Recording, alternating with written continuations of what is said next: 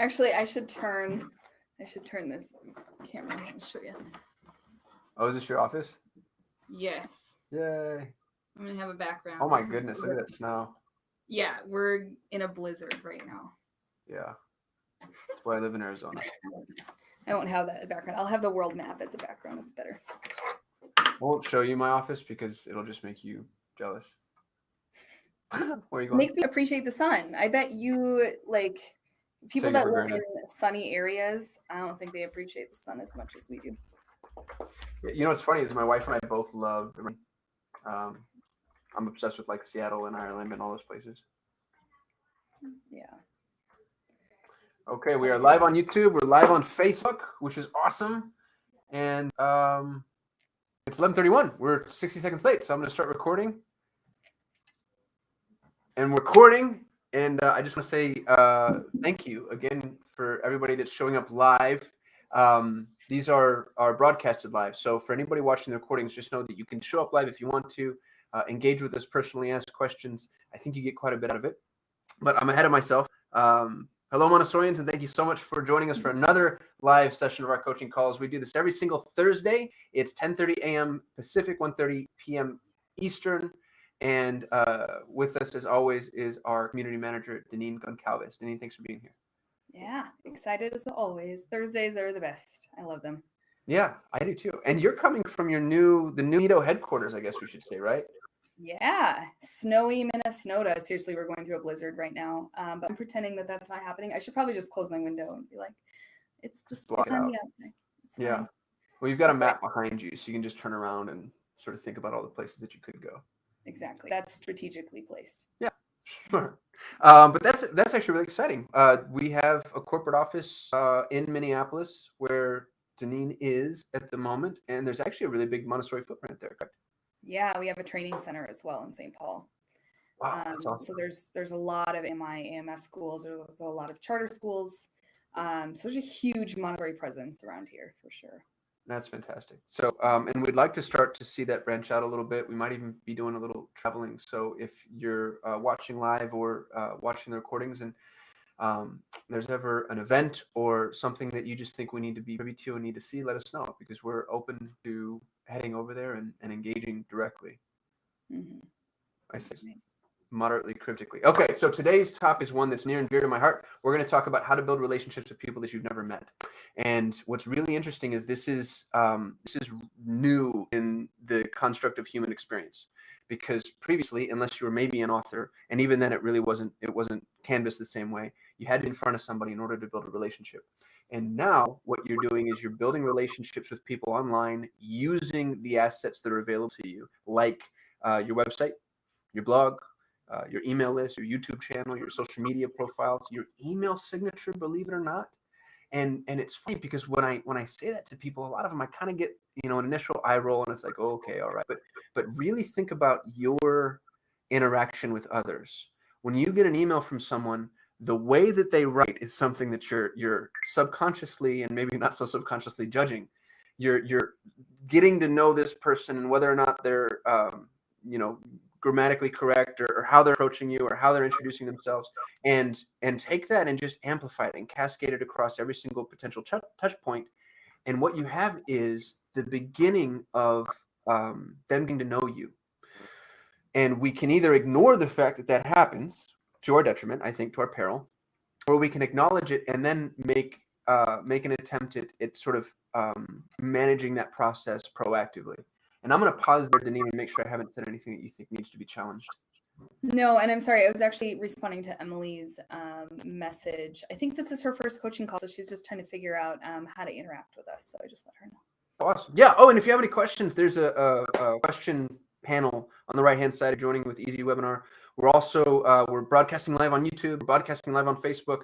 But if you want to interact with us, you have to join the webinar. It's really easy to get to. You just go to nitomarketing.com/coaching. And you can drop it in and we'd love to see you. So going back to our relationship building, here's what's hard about it is people are going to know you where most relationship building in the past was built off of kind of reciprocity. We get to know each other. People are getting to know you sans your involvement. sans your active involvement. They're getting to know you off of things that you've already created and left behind. This video is a really good example. Yes, we're recording it live, but guess what? It's going to be hosted in the Nino member area, and it's going to live there forever. So a new member could join 2 years from now, and then maybe stumble upon this video, and they're going to get to know Deneen and I right off the bat. They're going to hear our voice, they're going to see our face, they're going to know that they don't like to hear me talk, and they'll be building relationships with us without our involvement. And you'll start to see this happen in a lot of my head to schools, and I bet you even guides, you've probably already experienced this a little bit, where somebody comes up to you and they have that sort of glint in their eye where they know you, and you instantly go, oh my goodness, I've met this person before, I forgot them, and I don't know their name. And it's happened because they found you online and they saw your Facebook posts, your Instagram posts, or they saw your pictures that you posted or videos that you posted, or they read your bio on your website. I think it's happened to all of us in some capacity or the other, but as you increase your digital marketing footprint, and as you get more proactive with putting yourself out there, it will happen more and more. And we just want to be really intentional about how we approach that. And I'm curious, Deneen, because you've been in the classroom for a while, have you experienced that, and how did you handle it? Well, not so much as a guide. I think more in this role than anything, because it depends on what the school puts out there. If you've got your staff profiles on the website, that's helpful. The school that I used to work for, we had videos of our teachers speaking about their classrooms or even walking through the classroom. So it kind of depends on how the school approaches having the guides out there. But personally, I haven't experienced much as a guide. More of this though, which is interesting because it's kind of scary, right? Like you think of all the things that are out there, on the web, and how people start to build these impressions of who you are. Mm-hmm. So hopefully we can talk a little bit about that today and ease people's fears. I know, when I went on Facebook Live for the first time, it was like very nerve-wracking. But I tried to get, people to feel comfortable about it, because while it's scary, it can also be a really great tool to build those relationships that maybe otherwise wouldn't exist, or they're kind of left to their own devices to create whatever impression they will based on what they find. Right. And I think what you just said is exactly the point. My first inclination is to tell people not to be afraid, but I realize that it's actually incorrect. You don't get to, there's two negatives here, and you don't get to opt out of them. You just get to choose which one you go for. You can either not put yourself out there, which means you're missing on the opportunity to get to know these potential parents. And I hate to kind of play on fear, but I'm going to a little bit. Other schools will do it. So it's they're looking at different options, and there's whatever the alternatives, trying not to poke anybody in the ribs, but the alternative schools that are putting themselves out there and creating media and allowing parents to get to know them. And then there's us, and if we potentially have the veil up, all we're doing is setting ourselves up at a disadvantage. So that's potential negative number one. Potential negative number two is you do put yourself out there, and guess what? It's uncomfortable. This right now is uncomfortable. I'm a little nervous, and we've been doing this for almost, I don't know, a year and a half. It's hard. It's hard to just like speak out into the ether, and not everyone's going to like you, and not everyone's going to resonate with you. But guess what? That's true in person anyway, right? Mm-hmm. So all you're doing is kind of helping to accelerate that process. And if anything, you're saving yourself a little bit of time and maybe an uncomfortable tour or observation with someone that wouldn't resonate with you anyway. I'm of the strong opinion that this is the baseline that we have set up as a society. So whether or not it's right or wrong, and I do think that there's something to be said for privacy and disassociation and meeting somebody eye to eye. I totally understand that, but this is where we've gone in terms of comfort level. This is where our new parents are probably going to head even further, and it makes sense for us to begin to build relationships with people online in this fashion. And I think video is one of the best ways to do it. And Deneen, you just said, you stole my thunder in a really good way. I think it would be awesome if we had video of our guides on our websites, because if I'm a parent, I mean, the head of school is important, and the director of admissions is important. These people are important, but really I want to know who's with my son, who's with my son, and that is just so critically important. When my wife and I toured the Montessori school our kids go to now, that was my very first question out of the gate. Okay, so I know you have availability. What classroom is it? Can I see the classroom? Can I meet the person? And if you have a video of those guides on there talking about what they're passionate about, what they like to do, who they are, where they're from, don't give up, anything that you're uncomfortable sharing, but just let people get to know you. And I think that you're going to set yourself worlds apart from another school. And I'm going to pause there, Deneen, and maybe let you comment on it, and even challenge me, please, if you think I'm going too far. No, I don't, but I do think that it's important for us to keep in mind that relationships with parents are incredibly important. And usually, when parents attach to one particular guide, they will advocate very strongly to be in that guide's classroom. So, having those videos out there is also leaving you vulnerable in that way. So, making sure that we have something in place that lets those parents who have just already built that relationship with the guide that they would prefer their child to be in, having policies in place that say we are, it depends on the classroom community, it depends on the year and all of those things, to make sure that parents know that they don't necessarily have the first say in where the class goes. The school does, or where their Right. child goes. The school absolutely does. So keeping that in mind, if you're going to kind of go down that road, it's a double-edged sword. So you have to tread really carefully with that.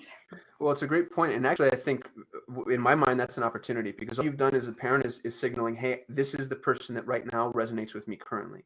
So what I would do in that instance is maybe reach out to the guide and have them introduce, the classroom that the child will actually be in, and the guide that the child will be, and advocate for them, because it's just an initial signal. It's kind of the first foot into the door. And again, it's a really good problem to have, to find somebody that the parent does connect with. And then I hate to use this word, but I'm going to say, and to use that, but for good, not for evil. So the other thing I want to mention is you don't need high-end production quality in order to post videos. That's really important to me. And what's really interesting from a digital marketing, so I'm a digital marketing super nerd, and I can tell you that all I do all day is look at data. And the data says definitively, it is so clear, it's crystal clear, that amateur videos, what you're watching right now, just webcam, on your phone, whatever device you're using, perform exponentially better than high produced videos. It's the reason that all these major brands, if you're paying attention on social media, all of a sudden they're producing these things that look like they're shot from smartphones, because you and I, the users, are far more likely to engage with something that feels organic. And social media has done that for us. Social media has given us a world into people's lives. Again, sometimes for good, sometimes for bad. People share a little too much in some instances, but we're more in tuned, and we're more likely to pay attention to something that just feels real. It just feels organic. So you don't have to drop a couple grand and have some film school rejects come in and play Scorsese in your school. You can set up webcam, set up your phone, put it on a tripod. My only thing is make sure that your camera is stable and make sure that people can hear you.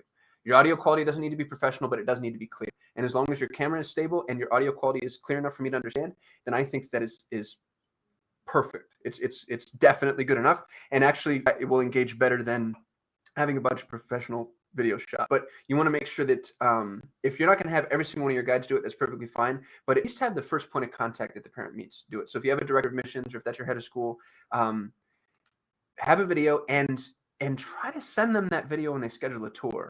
And so this starts to get into that process a little bit. But if the very first time I meet you, I've already seen your face, I've heard your voice, I've gotten to know your personality a little bit, you want to be friendly and not quirky necessarily, but just let them get to know you.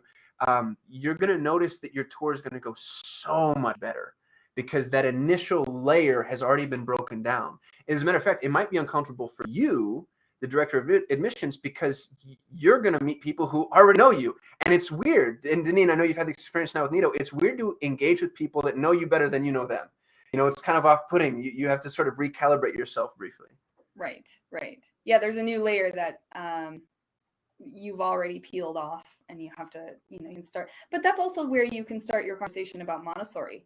That leaves more time for your programs and what you offer, and they're feeling more comfortable with who you are. Absolutely. This would be a good time too to chat about Bonjour. It's our favorite thing. And Bonjour is free, isn't it? Didn't we find that out? Yeah. Because we thought it was a pay for service. As a matter of fact, I think we're still paying for it. We're only using the free version. Yeah. Oh, well. They're shame on us. So we're using an application called Bonjour, and they're awesome folks. They actually created a training course for Nito for our members. So if you go into the members area, if you're second plane or higher, you can take a course that's created by the people that made Bonjour. And what's cool about Bonjour is you can set it up so that the instant a new parent does anything, downloads tuition, schedules a tour, fills out a contact form, takes any sort of online action where they give you contact information online, you get and what do you get, Deneen? It's a push notification on your phone, right?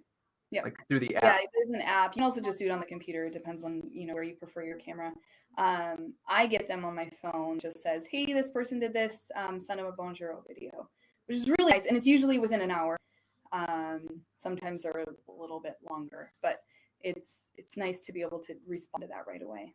Yeah, and then directly from your phone, you get to say, hey, this is Deneen with Nino Marketing. And then I imagine, do you do research on them prior to, so you kind of have notes? Usually I do. Yeah. And Just so I what would you know do like as a what part parent? of the country they're from, or what school they're with. But that's helpful. So if you were a guide or a director of admissions, if a parent inquiry came in, it's probably a little creepy for us to do research on the parent, or maybe we can. I mean, is it okay to?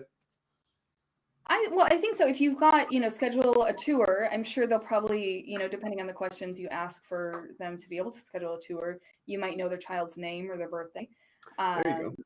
or, where they're from or what they're looking for, if they have Montessori experience or not.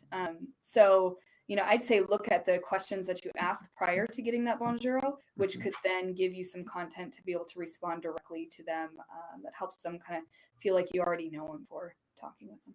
Awesome. That's great advice. And Emily's asking, I'm a first plane member. Can I get the info on Bonjour? Technically, Emily, the course is only available to our second plane members, but because you're awesome, you showed up to our live coaching call, we're gonna make sure that you get access to that. And just a note for everybody, that's why you show up live, because we're awesome and do nice things for people.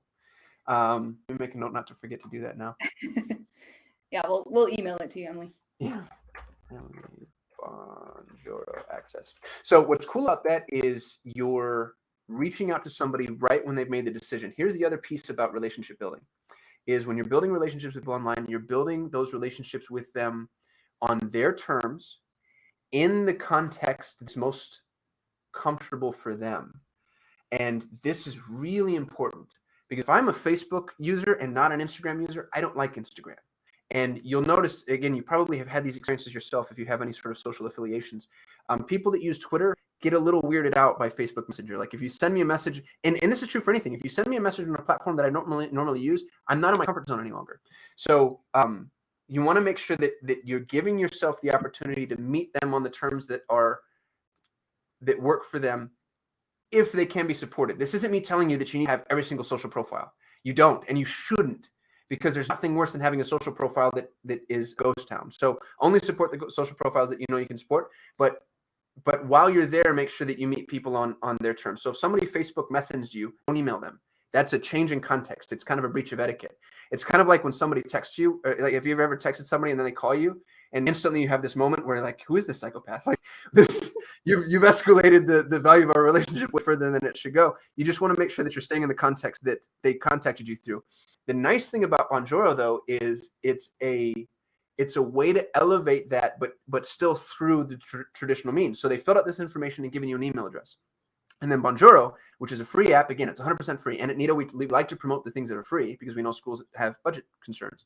Bonjour is an app that you can download, and it will send you a message saying, hey, Deneen just signed up. She's a parent. She's interested in a tour. And right there from the app, you can record a video. It takes a matter of seconds. You click on her name, and then you click on record video, and now it's you. And what would be really cool, I think, is if you're in a classroom or in the school or in a place that kind of makes it look like, hey, just wanted to show you around. This is what our classroom looks like, or whatever you want to do. Make it really quick, introduce yourself, and then Bonjour has a call to action right there on the screen. So whatever it is that you're saying, they're looking at this consistent button. Now, if they've scheduled a tour, don't ask them to schedule a tour. Instead, you might want to send them to like, hey, there's an About Us page, or more information that you want to know. One of the things that Matt does that I think is brilliant is after people schedule a tour, he follows up and in a subtle way provides them with tuition information. And what this does is it just makes sure that if you're going to tour the school, we're not going to sticker shock you. And again, he doesn't come up and be like, are you sure you can afford it? That's not the way we want to approach this. But in a series of emails, one of the subtle calls to action is the ability to download tuition. So you can do things like that just help continue the sales conversation and further arm your parent with the information they're going to need in order to schedule a tour. So if they've already scheduled a tour, one thing that I'd love to see, and who's our school, Deneen, that did this? They had like a what you need to know about tour page. Do you remember what I'm talking about? Was that Wheaton? Maybe. Yeah, it was like, here's where you park, here's where you enter, this is what we're going to do, here's what to expect. You know what I'm talking about? Wheaton has a pretty sophisticated process for that. So it was awesome. Yeah, yeah, and they give, they give the prospects so much information ahead of time so that it makes the conversation much more focused, assuming that, the parent has read all the information. There's that part of it too. But just you can reiterate what it is that you sent out, what you talk about. That just makes the conversation much more comfortable, I think, because that salesy stuff, especially with tuition, Yeah, when you start to speak about tuition for the first time face to face, it can be kind of off-putting if you surprise your prospect with that.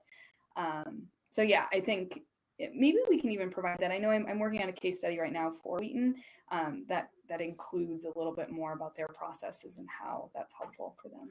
it'd be cool if we had a template for this that we could give our members. A whole page, the post tour schedule page, because I Mhm. think things like knowing. I mean, for us, this was a big deal actually because of the way my child's school is structured. Where to park ended up being kind of confusing and it was uncomfortable. And so you're already in outside of your comfort zone. And then I couldn't figure out where to go. And that made us a little bit late. And so then we walked in and felt a little, just bad about ourselves. And again, it's subconscious, but all those little things really play into it. So I think things like where to park, what to expect, what to do, what to bring, questions you might think about. If you can prepare parents for that, and then that just sets you worlds above your competitors. KinderCare is not going to do that.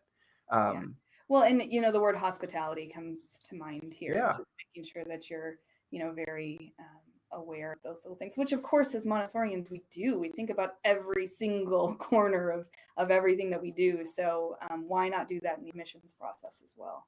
absolutely. I'm going to make a note for us to do that too. I think that'd be just an excellent asset.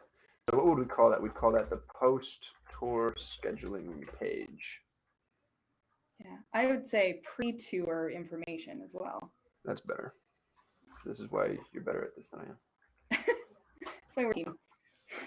Keeping you in Awesome.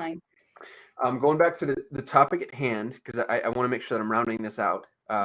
If we're building a relationship with people online, we want to make sure that we're providing information that they are able to engage with in their terms.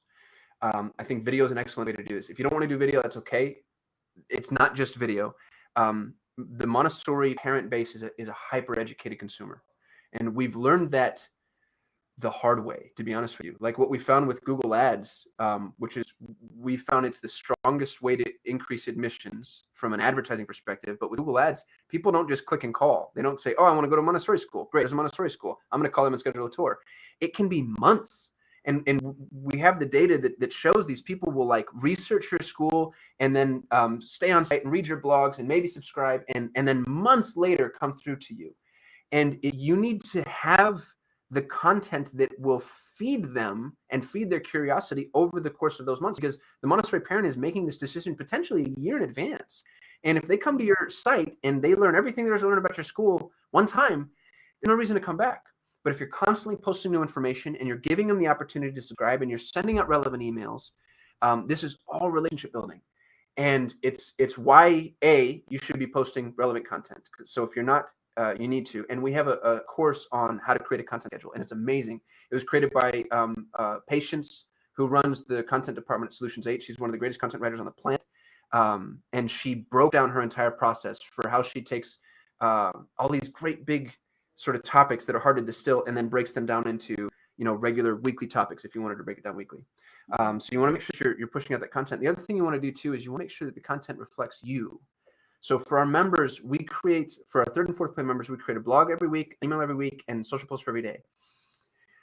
However, what we don't want to see happen is we don't want you to just copy and paste it, because it doesn't do quite enough to reflect who you are. It's great Montessori content, but we want you to kind of add your own spin and flavor to it.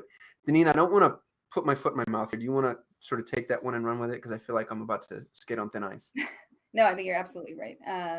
That's the whole point of having our content out there. It kind of gives you a little nudge on, topics that are super important to parents right now. But even adding something that links, in the content that links to your Facebook page or links to a post that you had a few weeks prior, or an open house. I mean, there's a lot of things that you can add to the content to kind of make it your own, and also give parents an opportunity to engage with you in ways where they see that you're kind of out there and you're being a thought leader in the space of really childcare in your area. You're competing against some really tough competitors that are super good at creating a narrative that draws in parents. And I think as Montessorians, we stick to what is simple, and we need to make sure that we have our voice out there a lot more, because parents appreciate simplicity.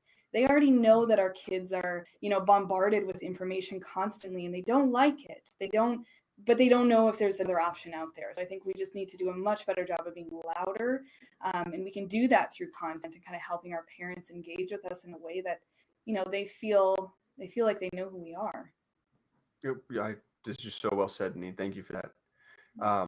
One challenge I'd like to issue to our schools is to run Facebook Live. And it's so uncomfortable. It's really hard when you do it the very first time. It's really hard. Yeah, because it's just you in a room. You kind of feel like a crazy person. You're talking to this camera and you're getting zero feedback. But what'll happen is your first one will be horrible and you'll probably delete it, because that's what I did. But then your second one's kind of a little bit more comfortable. And then you'll get that one sort of comment, and sometimes the comment is even in the Facebook Live. Sometimes somebody loops around and says, hey, I really appreciated what you said or what you did. But you're letting your parents get to know you a little bit more. Even more than that, when your parent comments, likes, shares, etc., their entire friend base now has the opportunity to see that media. And guess who the perfect referral is? It's the parent that comes from an existing parent. So if you can start, shoot one Facebook Live video and just talk about something you're passionate about. It doesn't even have to be topical. Just talk about, one of the exercises that you're doing, or something that happened to you recently that really was, had a profound impact. And I know that it happens to Montessorians every single day, because what you do, it's so important. So just hop on Facebook and say, hey, here's what happened to me today. And I think what you'll find is it's going to resonate with your parent base. Honestly, I think they're thirsty for it. Like, I think you're going to maybe be a little bit overwhelmed by the feedback. Yeah, no, I agree. And I know that probably every Montessorian has come up with this with parents. It's just transparency.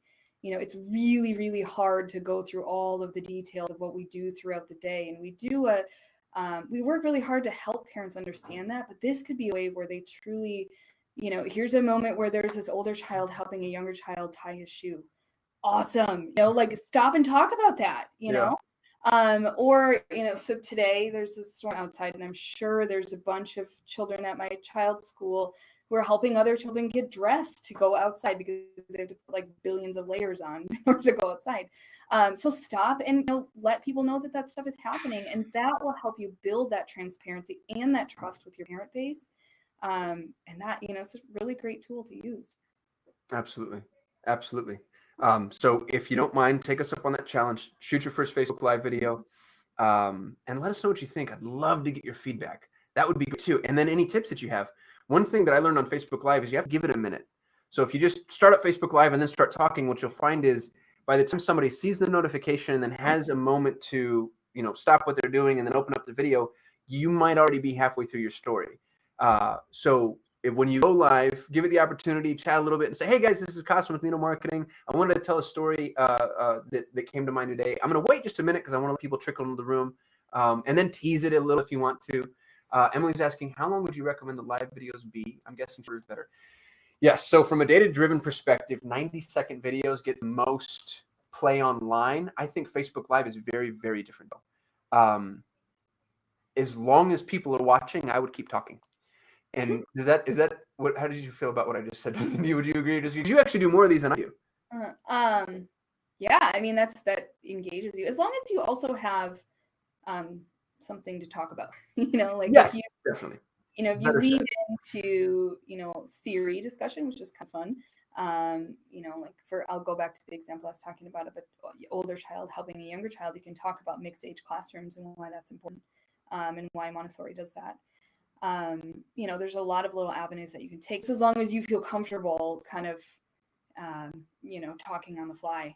That can be a little bit challenging, but I would start, 5 minutes comes to mind here. Just shoot for that. That might feel a little long, especially if you're talking into space. But I don't know. What do you think, Cosmo? 5 minutes? Is that too long? You know what's funny about 5 minutes is we did this for another client of ours, Simplero. Emily doesn't like the 5 minute idea. Yeah. Well, and honestly, Emily, it has more to do with your comfort zone in the very beginning. So do what's comfortable for you. What's nice about 5 minutes, though, is you can actually cover a real topic. And we were doing testing for Facebook Live for another client, and his shorter videos were getting a lot of likes, but not a lot of engagement. And then he did a 5-minute video talking about something that was really robust topically, and he had less views, but his engagement went through the roof. People are actually commenting on it, asking questions, really diving deep, and that's what I think is important here. It's not really about quantity as much as it is quality. And so, to Deneen's point, I would pick a topic and talk about the topic until you're done, until you've redone it service and justice. And what you're going to find is your parent base will probably inform your process a little bit. You'll just like, gosh, when I hit to the 3 to 4 minute mark, if people start dropping off, then shorten it up a little bit. We did that with these coaching calls. These coaching calls used to be an hour, and we were fatiguing folks, and it got pretty obvious. And so Deneen came in, and she's brilliant. She was like, hey, why don't we narrow this down to a half hour, and then we can save time for questions at the end, which is what we did. And I think it's been a noted improvement. Yeah. You know what I also love about this process, because as we know, of heads of schools, we do everything, right? We're putting out fires, we're making sure the building isn't, running out of power, and, there's a child who's sick, or there's a staff member out, and you got to do your staffing ratios and all that. This is something that takes a few minutes, but goes so far. So if you're one of those people that's like, oh, I should have written content. I know we've got this parent ed series. I know I need to engage my parent population more. This could be, it takes a little bit of time. It can go so far. So I definitely recommend trying it out and just seeing, even if you're nervous. I think it'll save you a ton of time. You might be surprised. And you know what? If I'm free, if you're about to do a Facebook Live, ping me. I'll be one of your viewers. I'll even seed a little comment in there just to make it a little easier. It's nice to have a friendly person on the other end. So if you're going to do this, hit me up on Facebook, and I don't mind being a friendly viewer from there. Yeah. Emily's asking, do you find Facebook being the best social network still? Gosh, what a great question. The Facebook paid ad network has been poorly performing in the last, call it, year. Mark Zuckerberg went in front of Congress. There was a congressional hearing about the way they were using data, and what we found, they basically got caught, is the truth. They were using data that they shouldn't have been using, and the minute Zuckerberg had his congressional hearing, all of a sudden our related segment, it felt like the rug was ripped out from under us. So the paid ad management, we still have some clients that are performing well on it. We have some schools that we've discontinued with Facebook too, though. So the paid network, I'll just leave you with that. Sometimes it works, sometimes it doesn't, and I think they're still kind of figuring themselves out. As a social network, organically, I still think Facebook is your strongest performer. Instagram is great because your entire demographic is probably on Instagram, especially your moms. The issue with Instagram, though, is the psychology behind the two networks are very different. Facebook is where people go to get informed. It's kind of like the new news source. You're there to engage and maybe argue about politics and stalk your friends and see what they're doing, and you're willing to be tactile. Instagram is where people go to dream. It's very right-brained. And so Instagram is a great place for branding, but what we have found is it's very difficult to get people off of Instagram. So I'm not going to go from Instagram and schedule a tour. And you might have had this experience in your own social environment.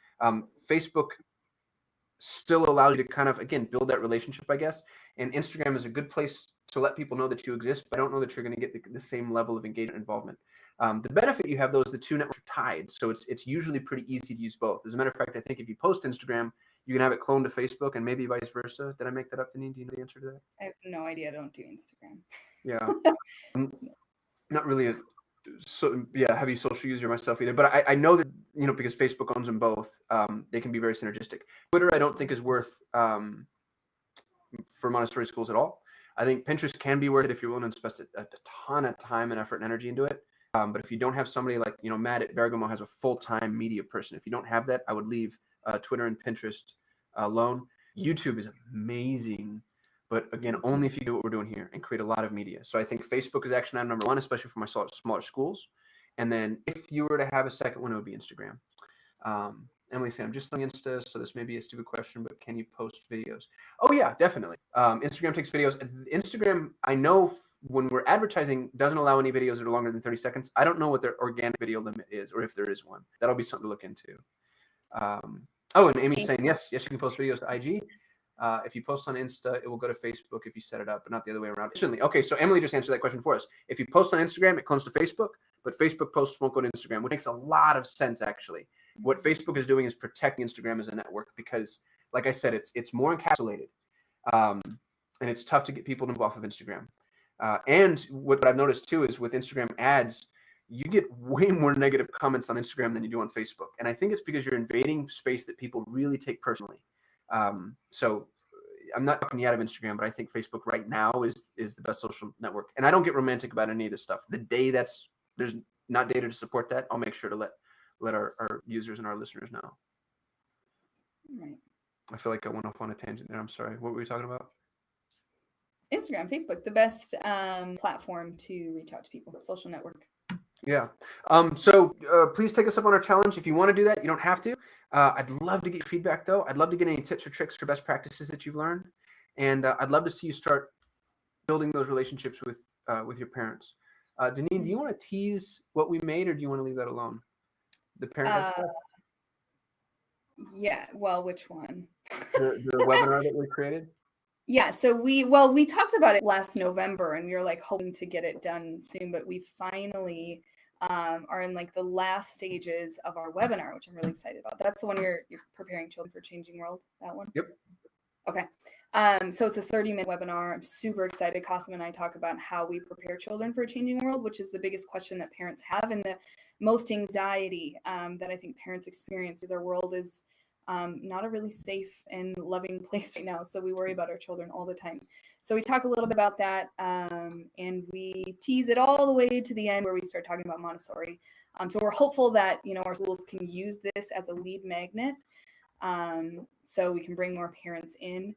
We're also doing a new initiative, which it's going to take a little while. I haven't quite figured out how to do this, but a parent curriculum or a parent course where your new and prospective parents can come, not prospective, your new parents can come to and learn in increments about Montessori and what they can expect, first week, first month, first year, 3 years. And they can take these courses and they'll be available to them, because every school kind of does it on their own. And I think it can be a daunting task, but it can also be, we want to be a resource to you as well. So we're working that out. Haven't quite figured out what the structure will look like yet. But yeah, and if you have ideas, or if you think of things that that you would wish your parents knew before coming to the school, and also in the first week, month, year, 3 years, what are some essential things that your parents need to know, and that you maybe have a hard time communicating to them because they can't show up to parent ed series, or they're 2 working parents and they barely have time for conferences. So we're trying to be a resource where they can go online and get this information at their leisure. It's like 11 o'clock at night or 10 o'clock in the morning, or in between meetings during the workday, because we want to make sure that parents get this information and it's not just funneled through making sure that they take time at night or come in and observe in your classroom, which we want all of our parents to observe, but that's not the reality of it. They're not going to be able to. So that's kind of the reason we're doing this initiative. We haven't figured out how we're going to do it yet, but we'd love to hear from you. Absolutely. And on that note, anything that you want or need that help you grow your school, we have such a big engine. And I don't know that all of our members really have an insight into what's going on at Nido, but we have an entire agency at our disposal. We have a writer dedicated to Nido who writes everything for us. We have unlimited graphic design available to our 4th plane members. But for our members that aren't on the 4th plane, that doesn't mean that you can't use it. It just means that your request, we want to make sure that it's something that all of our members would be able to take advantage of. So if you say, hey, it'd be great if we had an infographic on this, if we think that that's something our member base would want or need, then we'll create it. So if there are assets that you want, let us know. And Emily's saying, I was just last night through a contact at AMS, excited because I'm a founder who's launching Upper L in the fall. Oh, that's awesome. Congratulations. That's great. Yay. Emily, I was an elementary guide for a while. I worked at the upper elementary and lower elementary. So if you ever want to chat about that like upper elementary is my jam. I love that group so much. 9 to 12-year-olds. They're so cool. Cool people. Melissa also said she's looking forward to the webinars. So Melissa, look for an email shortly about this. We'd love to have you and get your feedback on it too. Yeah, absolutely. And that's all I have. Next week, what are we talking about? Do we have that? No, I don't know. Actually, we're skipping Matt's Ask Me Anything. He's going to start, I think he said, in February. Okay. So next week is Deneen's Montessori Thought Leaders, assuming we're sticking to the schedule. Yeah. Yes. What was my topic on there? Do you have that in front of you? I do. And then while you're Like, looking, Emily said, I need help. I have toddlers through lower elementary and a teacher and a space. The rest is yet to come. Hands-on Montessori school in Mansfield, Massachusetts. Emily, so we're going to send you an email. What are we sending her? Free second plane membership? Is that right? I was going to make sure she gets access to the Bonjour. Yes. Yep. Course. So that we'll send you that code. And then what I can do is also send you a way where you and I can speak. We'll do a 30-minute consultation and we can talk about that. I like Danine's idea. Okay. Yeah, we'll make sure to figure that out. I don't want my currently paying second members to think that we just pass those out like cookies, because we don't. But no, but I was thinking she could have access to it that way because it's at the second plane. Yeah, I didn't mean to make it awkward either. I'm sorry. Next week we're talking about supporting hesitant parents. Okay, I can talk about that. Yeah, and that's what we have slated, but I think you can change it. And just so everybody knows, we send out an email the week of to solidify the topic. Oh my God, I'm laughing. I understand. That's great. I just made it so much worse than it had to be. To our live participants, we've got Emily, Melissa, Amy, and Jan. Thank you so much for being here. It changes everything for us when people are showing up and asking questions. It really, really adds to the conversation. So thank you all. I'm really grateful to you. Yeah, awesome. Emily says she'll be back too. So good. We'll be glad to have you, Emily. Yeah, absolutely. And all right. Enjoy the week, everyone. See you later. Yeah. Oh, and if you go live, let us know. We want to hear it. RDO.